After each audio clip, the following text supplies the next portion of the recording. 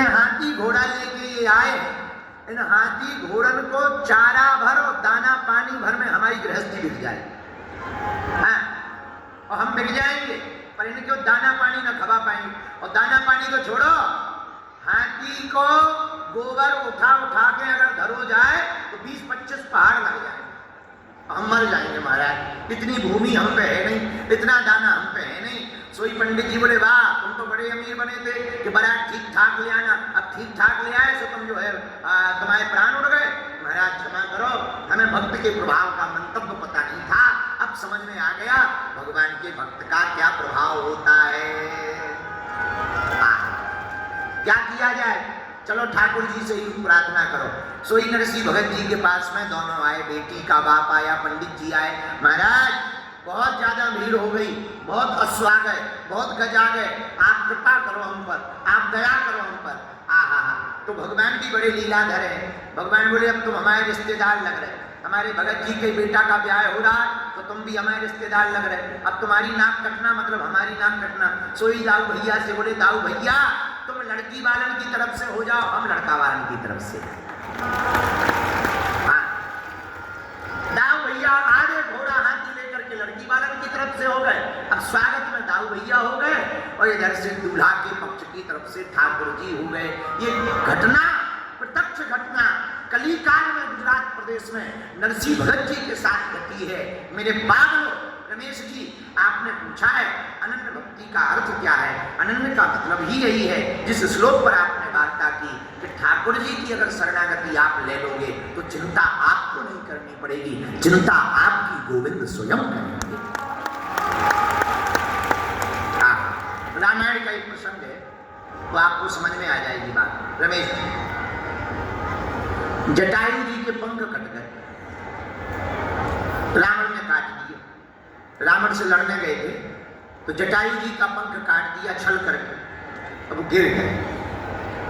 जब गिरे तो काऊ को घाव हो गए महाराज, और अगर रेत लग जाए और रेत के कण अगर लग जाए घाव में तो वो सूख जाए तो ज्यादा दर्द करे। एक तो वैसे ही पंख कट गए, ऊपर से जमीन में गिरे तो रेत लग गई, रेत के कण लग गए, तपती दोपहरी थी सो सूख गए, तो बड़ा असहनीय दर्द होने लगा श्री जटायु जी को।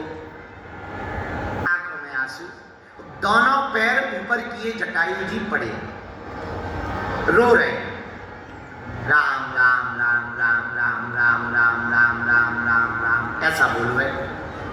किसी ने कहा दर्द हो रहा है इसलिए रो रहे हो? जटायु जी बोले दर्द हो रहा है इसलिए नहीं रो रहे हैं, हम इसलिए रो रहे हैं कि इन आंखों से जीते जी रघुनाथ जी के दर्शन नहीं कर पाए।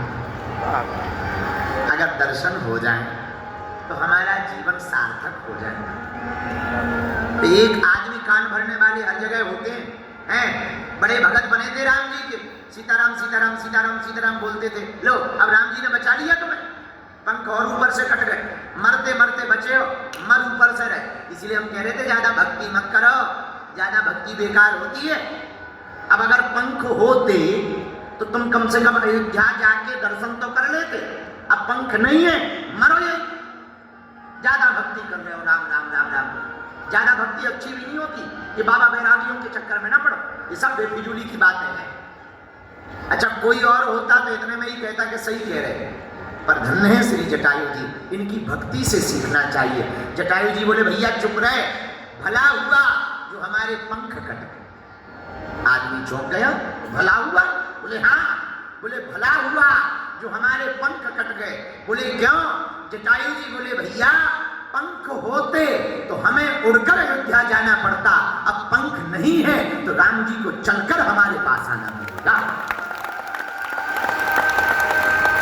अब हमारी जिम्मेदारी खत्म है, अब भगवान की जिम्मेदारी है, और भगवान स्वयं चलकर श्री जटायु जी के पास गए।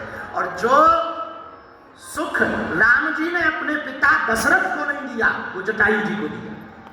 हाँ, पिता दशरथ जी शांत हो गए, पर राम जी वापस जाकर के अंत्येष्टि क्रिया नहीं की ना, पर जटायु जी की अंत्येष्टि किया राम जी ने अपने हाथों से। जो सुख दशरथ जी को नहीं मिला वो जटायु जी को मिला। तो जटायु जी को जब भगवान ने गोद में रखा तो बड़ा दुख हो रहा है, तो हाथ फेरा, बोले और बताओ क्या चाहते हो? जटायु जी बोले अब हमने क्या नहीं पा लिया। बोले क्यों? बोले हमने सब पा लिया।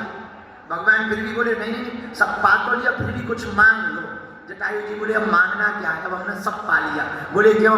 बोले अब आपने हमें अपनी गोद में ले लिया, और अपनी गोद में लेने का मतलब ये होता है कि कोई किसी को गोद में ले ले तो उसकी संपत्ति पर उसका अधिकार हो जाता है।